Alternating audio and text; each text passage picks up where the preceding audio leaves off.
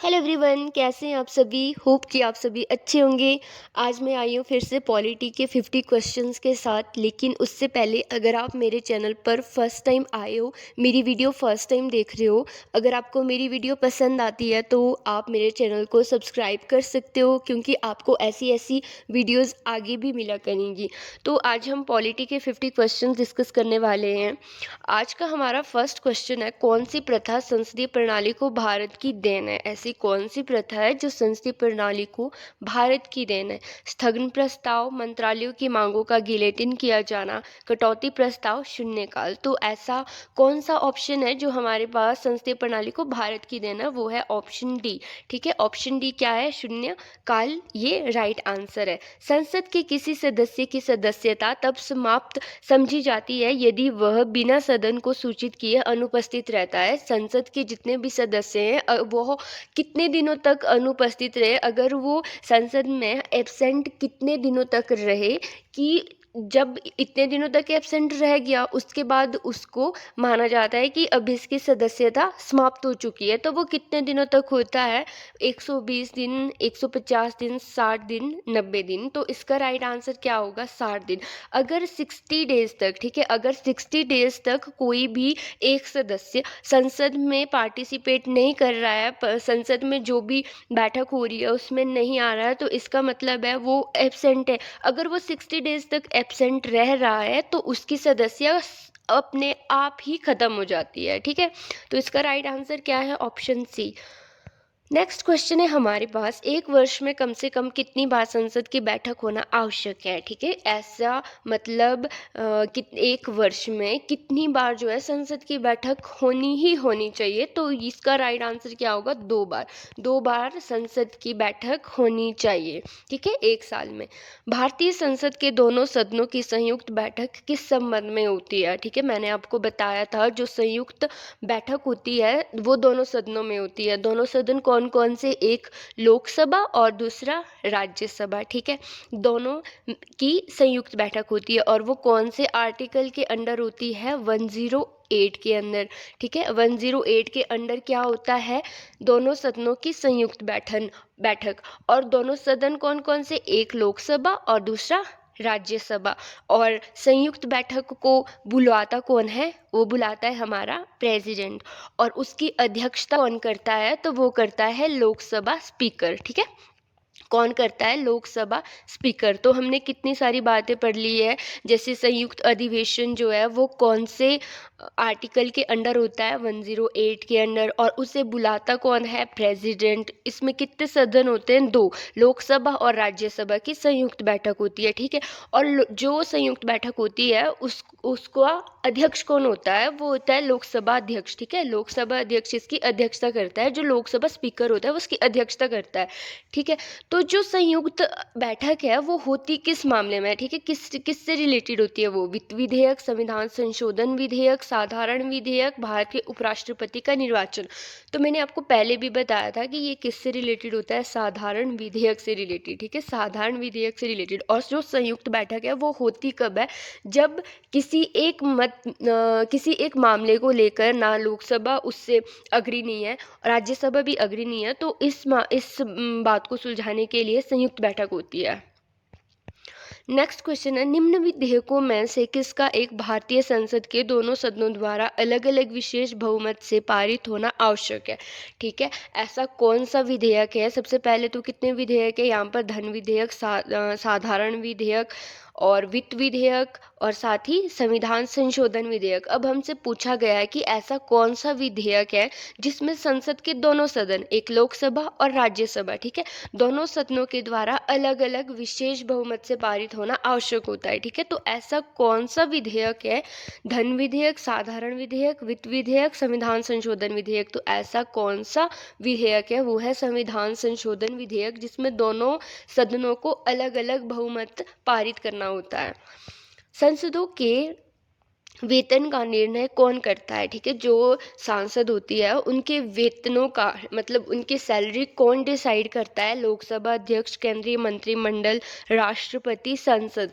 तो जो भी जितने भी सांसद होते हैं उनकी जो सैलरी है उसको डिसाइड कौन करता है? वो सांसद, पार्लियामेंट। ठीक है, पार्लियामेंट डिसाइड करती है। संसद के कुल सदस्यों का कितना भाग वैधानिक चेंबर की मीटिंग बुलाने के लिए आवश्यक गणपूर्ति है? ठीक है, तो इसके लिए कितने मेंबर्स चाहिए होते हैं? कितने हमारे पास मेंबर्स चाहिए होते हैं? 1/10 भाग, 1/6, 1/4, 1/3 भाग। ठीक है, तो इसका राइट आंसर क्या होगा? 1/10 भाग। कितने टोटल सदस्यों का होना आवश्यक है? वो है 1/10 भाग। ठीक है, नेक्स्ट क्वेश्चन है, संसदीय प्रणाली वाली सरकार को अन्य किस नाम से जाना जाता है? जो संसदीय प्रणाली वाली सरकार है उसको और किस नाम से जाना जाता है? तो शायद ये हमने पहले भी पढ़ा था, इसको जाना जाता है संघीय सरकार।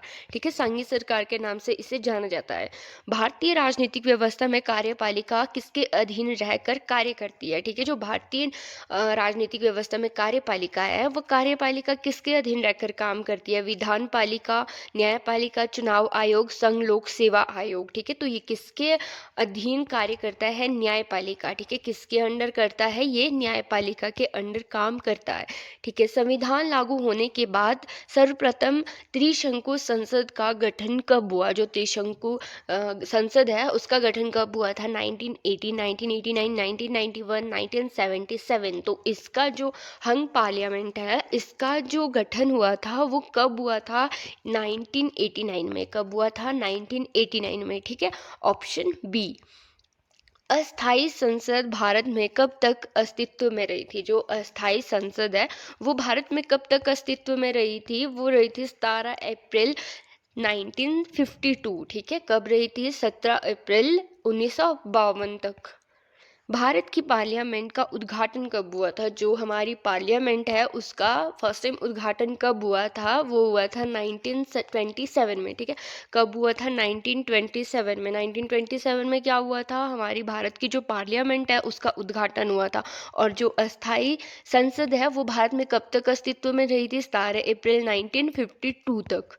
संसद के दोनों सदनों का सत्रावसान कौन करता है? ठीक है, जो दोनों सदन है हमारे पास संसद के, कौन से? एक लोकसभा और दूसरा राज्यसभा। तो इनका सत्रावसान कौन करता है? हमने पहले पढ़ा था कि जो संसद के दोनों सदनों का सत्रावसान है वो कौन करता है? वो राष्ट्रपति करता है। ठीक है, कौन करता है? राष्ट्रपति करता है। और जो लोकसभा है लोकसभा का विघटन भी कौन करता है? वो भी राष्ट्रपति करता है। जबकि जो राज्यसभा है राज्यसभा का तो विघटन नहीं हो सकता क्योंकि राज्यसभा क्या है? एक परमानेंट हाउस है। ठीक है, नेक्स्ट क्वेश्चन है, संसद के किन सदस्यों को गैर सरकारी सदस्य कहा जाता है? संसद के ऐसे कौन से सदस्य हैं जिन्हें गैर सरकारी सदस्य कहा जाता है? विरोधी दल के सांसद को, मंत्री के अलावा अन्य प्रत्येक सांसद को, कैबिनेट मंत्री के अलावा अन्य सभी सांसद को, निर्दलीय सांसद को। तो कौन से ऐसे सदस्य होते हैं जिन्हें गैर सरकारी सदस्य कहा जाता है? तो वो कौन से होते हैं? मंत्री के अलावा जितने भी अन्य प्रत्येक सांसद होते हैं उन्हें गैर सरकारी सदस्य कहा जाता है। भारतीय सरकार के निर्णयानुसार संसद का एक सदस्य अपने क्षेत्र के विकासात्मक कार्यक्रमों हेतु कितनी राशि खर्च कर सकता है? ठीक है, तो क्वेश्चन क्या बता रहा है कि जो संसद होते हैं हमारे पास, संसद का एक सदस्य है। ठीक है, एक सदस्य अपने क्षेत्र में वो विकास के लिए कुछ भी कर सकता है। कोई सड़क बनवा सकता है, कोई मॉन्यूमेंट्स तैयार कर सकता है, कुछ भी। अगर वो विकासात्मक कार्यक्रम के लिए वो कितनी राशि खर्च कर सकता है? तो इसका राइट आंसर क्या होगा? 10 लाख, 1 लाख, 1 करोड़, 5 करोड़। तो इसका राइट आंसर क्या होगा? 5 करोड़। ठीक है, एक संसद का जो एक सदस्य होता है वो 5 करोड़ रुपए खर्च कर सकता है अपने क्षेत्र में विकासात्मक कार्यक्रम के लिए। किसी संसद सदस्य की अयोग्यता के संदर्भ में निर्णय कौन करता है? जो संसद का एक सदस्य है अगर वो अयोग्य है तो इस संदर्भ में निर्णय कौन करता है? अध्यक्ष या सभापति, अध्यक्ष, राष्ट्रपति, उपयुक्त में से कोई नहीं। ठीक है, तो वो कौन करता है? राष्ट्रपति। ठीक है, कौन करता है? राष्ट्रपति। राष्ट्रपति संसद सदस्यों की अयोग्यता के संदर्भ में निर्णय करता है। ठीक है, भारत की संचित निधि से धन निर्गम पर किसका नियंत्रण है? ठीक है, किसका नियंत्रण है? संसद का, महानियंत्रक एवं महालेखा परीक्षक का, भारत के वित्त मंत्री का, अधिकृत मंत्री का। ठीक है, तो इसका राइट आंसर क्या हो जाएगा, जो भारत की संचित निधि से धन निर्गम पर नियंत्रण करता है वो कौन है, पार्लियामेंट। कौन है वो, पार्लियामेंट। ठीक है, इसका राइट आंसर क्या है, ऑप्शन ए। क्षेत्रीय परिषदों का गठन किसके द्वारा किया जाता है, जो क्षेत्रीय परिषद होती है उसका जो गठन है वो कौन करता है, राष्ट्रपति, प्रधानमंत्री, लोकसभा अध्यक्ष, गृह मंत्री। तो इसका गठन किसके द्वारा किया जाता है, राष्ट्रपति के द्वारा, हमारे प्रेसिडेंट के द्वारा। सामान्यतः किसी क्षेत्रीय परिषद की अध्यक्षता कौन करता है। ठीक है, अभी हमने क्या पढ़ा, क्षेत्रीय परिषद का गठन। ठीक है, क्षेत्रीय परिषद का गठन करता है राष्ट्रपति।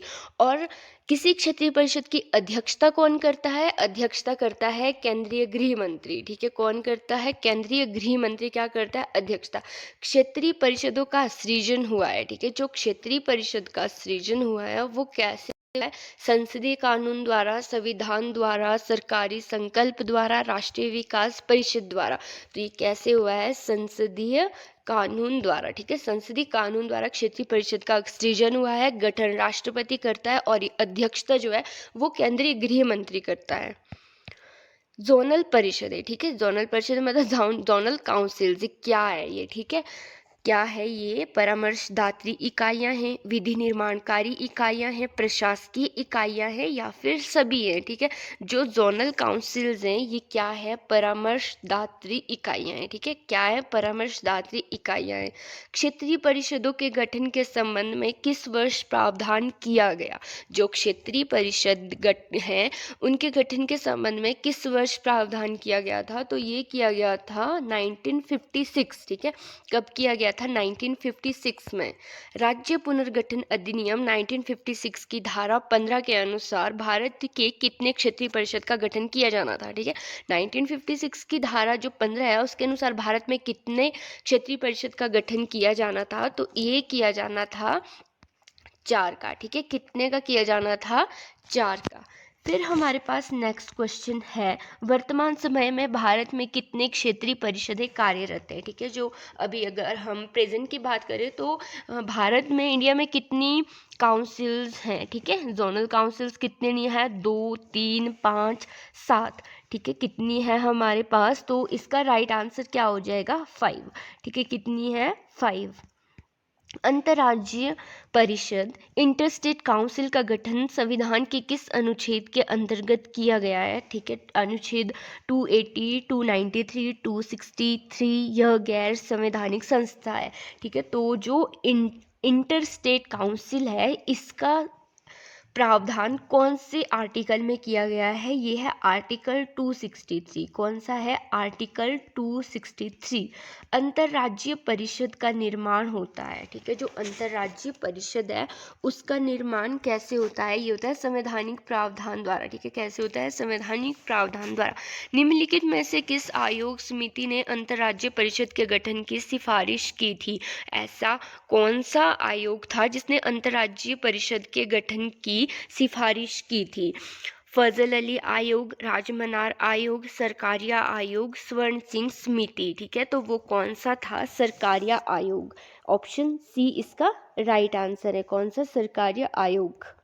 नेक्स्ट क्वेश्चन है, सरकारिया कमीशन द्वारा संस्तुति की गई अंतर्राज्यीय परिषद का गठन संविधान की किस धारा के अंतर्गत किया गया। ठीक है, कौन सी धारा के अंतर्गत अंतर्राज्यीय परिषद का गठन किया गया, तो वो कौन सा है, अनुच्छेद 263, 236, 352, 370। तो ये कौन सा है, आर्टिकल 263। कौन सा है, आर्टिकल 263। नेक्स्ट क्वेश्चन है हमारे पास, अंतर्राज्यीय परिषद की स्थापना कब हुई थी। जो अंतर्राज्यीय परिषद है उसकी स्थापना कब हुई थी, तो ये हुई थी 28 मई 1990 में। कब हुई थी, 28 मई 1990 में अंतर्राज्यीय परिषद की स्थापना हुई है। और ये कौन से आर्टिकल में है, आर्टिकल 263 में। ठीक है, आर्टिकल 263 में है। और इसकी स्थापना कब हुई थी, 1990 में, 28 मई 1990 में। किस प्रधानमंत्री के कार्यकाल में अंतर्राज्यीय परिषद का प्रथम बार गठन किया गया? तो देखो, जो अंतर्राज्यीय परिषद है उसका गठन कब हुआ था? 28 में 1990 को, ठीक है। कब हुआ था? 1990 को। तो प्रथम बार उस टाइम कौन प्रधानमंत्री थे जब अंतर्राज्यीय परिषद का गठन हुआ था? तो इसका राइट आंसर क्या है? वीपी सिंह। वीपी सिंह उस टाइम हमारे पीएम थे, ठीक है, प्राइम मिनिस्टर थे जब अंतर्राज्यीय परिषद का गठन किया गया था। नेक्स्ट क्वेश्चन है, अंतर्राज्यीय परिषद की 7वीं बैठक में महत्वपूर्ण निर्णय लिया गया। जो अंतर्राज्यीय परिषद है उस टाइम 7वीं बैठक में कौन सा महत्वपूर्ण निर्णय लिया गया था? राज्यपाल दूसरे कार्यकाल के पात्र ना हो, राज्यपाल सक्रिय राजनीति में ना लौटे, राज्यपाल की नियुक्ति गृह मंत्री करे, राज्यपाल निर्वाचित हो। तो इसका राइट आंसर क्या है? ऑप्शन बी, राज्यपाल सक्रिय राजनीति में ना लौटे, ठीक है। राज्यपाल जो है सक्रिय राजनीति में ना लौटे। अंतर्राज्यीय परिषद की नियुक्ति कौन करता है? जो अंतर्राज्यीय परिषद है उसकी नियुक्ति कौन करता है? इसकी नियुक्ति करता है राष्ट्रपति। हमारे प्रेसिडेंट जो है वो अंतर्राज्यीय परिषद की नियुक्ति करता है। आर्टिकल 263 में है और 1990 में इसका गठन हुआ है, ठीक है। फिर नेक्स्ट क्वेश्चन है हमारे पास, निम्नलिखित में से किसे सुपर कैबिनेट की संज्ञा दी गई है? ठीक है, किससे जो है सुपर कैबिनेट की संज्ञा दी गई है? क्षेत्रीय परिषद, अंतर्राज्यीय परिषद, राष्ट्रीय विकास परिषद, योजना आयोग, ठीक है। तो ये किसे दी गई है? योजना आयोग को, ठीक है, प्लान कमीशन को। योजना आयोग जो है उसे सुपर कैबिनेट की संज्ञा दी गई है।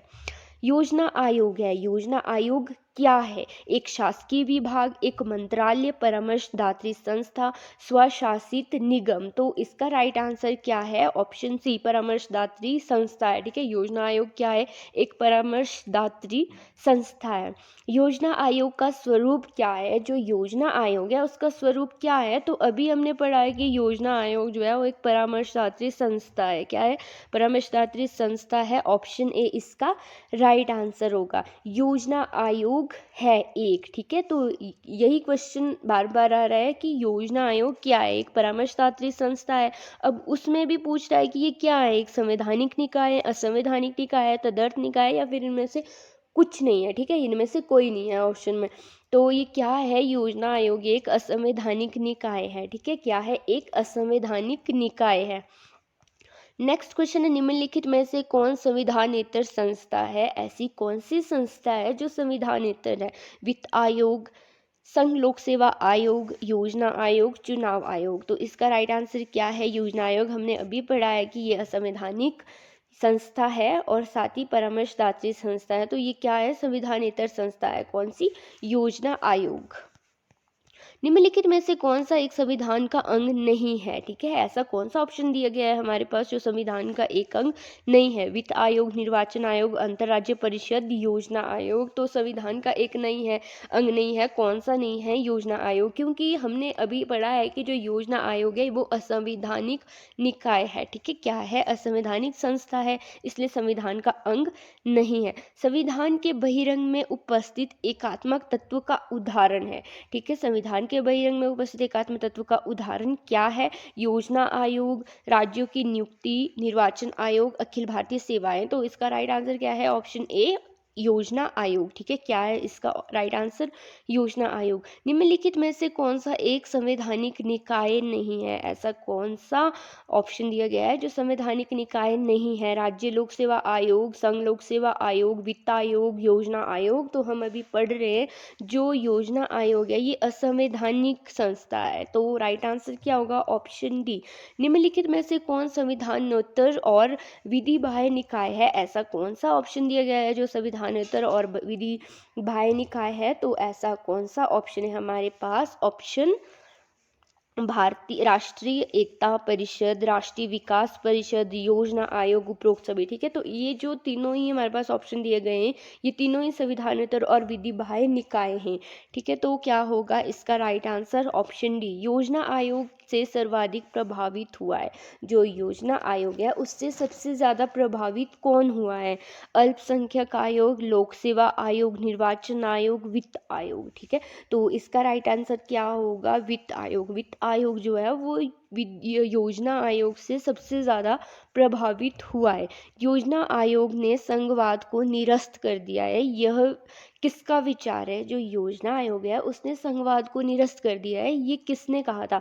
अशोक चंदा, बी.आर. अम्बेडकर, जवाहरलाल नेहरू, के.एस. हेगड़े। ठीक है, तो ये किसने कहा था? अशोक चंदा ने। ठीक है, अशोक चंदा ने क्या कहा था? योजना आयोग ने संघवाद को निरस्त कर दिया है, ये किसने कहा था? अशोक चंदा ने। योजना आयोग की स्थापना किस वर्ष की गई थी? जो योजना आयोग है उसकी स्थापना कब हुई थी? ये हुई थी 1950 में। ठीक है, कब हुई थी? 1950 में। योजना आयोग की स्थापना कब हुई? अभी सेम क्वेश्चन है लेकिन इसमें हमारे पास डेट दी गई है। तो योजना आयोग की स्थापना कब हुई थी? 1950 में, ये तो हमें पता है। तो 1951 तो ऑप्शन गया। ठीक है, अब है 15 मार्च, 10 मार्च, 20 मार्च। तो इसका राइट आंसर क्या है? 15 मार्च। ठीक है, जो योजना आयोग है, योजना आयोग की स्थापना कब हुई है? 15 मार्च 1950 को। 1950 में भारत में योजना आयोग की स्थापना की गई है। हाँ जी, हमें पता है 1950 में भारत में योजना आयोग की स्थापना की गई है। केंद्रीय मंत्रिमंडल के एक प्रस्ताव द्वारा, संसद के एक अधिनियम द्वारा, राष्ट्रपति के एक अध्यादेश द्वारा, संविधान में एक प्रावधान द्वारा। जो 1950 में भारत में योजना आयोग की स्थापना की गई थी, वो कौन से प्रस्ताव या कौन से अधिनियम के द्वारा की गई थी? तो ये की गई थी केंद्रीय मंत्रिमंडल के एक प्रस्ताव द्वारा। ठीक है, कौन से? केंद्रीय मंत्रिमंडल के एक प्रस्ताव द्वारा 1950 में योजना आयोग की स्थापना की गई। 1950 में योजना आयोग का गठन निम्न में से किसके संकल्प द्वारा किया गया? ठीक है, यह किसके संकल्प द्वारा किया गया? प्रधानमंत्री, राष्ट्रपति, संघीय मंत्रिमंडल या फिर संसद। ठीक है, तो जो हमारे पास 1950 में योजना आयोग का गठन हुआ था वो किसके संकल्प द्वारा हुआ था? संघीय मंत्रिमंडल। ठीक है, किसकी वजह से हुआ था? संघीय मंत्रिमंडल की सिफारिश पर हुआ था। ठीक है, नेक्स्ट क्वेश्चन है हमारे पास, योजना आयोग किस क्षेत्र में कार्य करता है? जो योजना आयोग है वो कौन से क्षेत्र में कार्य करता है? भारतीय राजनीति, भारतीय अर्थव्यवस्था, भारतीय समाज, भारतीय संस्कृति। तो इसका राइट आंसर क्या है? भारतीय अर्थव्यवस्था। ठीक है, राइट आंसर है ऑप्शन बी। भारत में पंचवर्षीय बनाने की जिम्मेदारी किसकी है? जो भारत में पंचवर्षीय योजना होती है वो बनाने की जिम्मेदारी किसकी है? राष्ट्रीय विकास परिषद, प्रधानमंत्री कार्यालय, योजना आयोग, केंद्र और राज्य सरकार। ये किसका काम होता है? योजना आयोग। ठीक है, योजना आयोग की जिम्मेदारी होती है कि वो भारत में पंचवर्षीय योजना बनाए। ठीक है, योजना आयोग का प्रमुख कार्य है। योजना आयोग का प्रमुख कार्य क्या है? योजना का कार्यान्वयन करना, योजना के लिए वित्त प्रबंधन करना, योजना की तैयारी करना, योजना की तैयारी तथा कार्यान्वयन करना। ठीक है, तो जो योजना आयोग है, योजना आयोग का प्रमुख कार्य क्या होता है? योजना की तैयारी करना। ठीक है, क्या होता है? योजना की तैयारी करना। गाइस, आज हमारे 500 क्वेश्चंस कंप्लीट हो गए। होप कि आपको वीडियो पसंद आई हो। वीडियो पसंद आई हो तो लाइक एंड शेयर करें। Thank you.